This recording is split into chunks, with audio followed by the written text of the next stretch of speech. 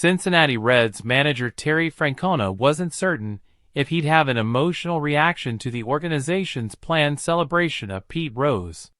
The Pete Rose Night celebration Wednesday, May 14th featured a pregame ceremony followed by a game between the Reds and Chicago White Sox.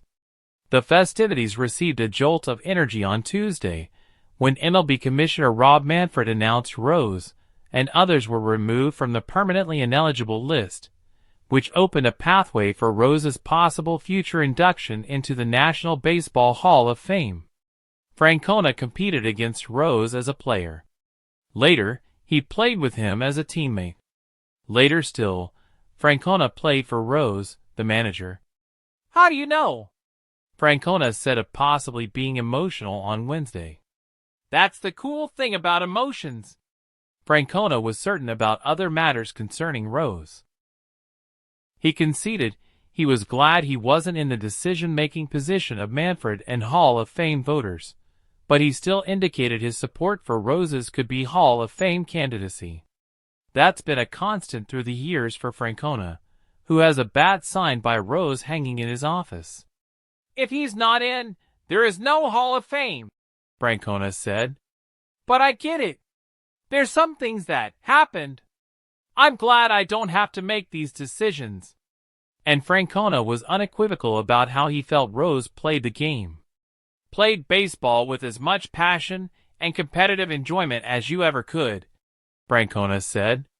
"You wanted to be on his team." Even if Francona doesn't produce an outward display of emotion, he said he was grateful to be at Great American Ballpark for Wednesday's events. "I'm honored I can be here," Francona said.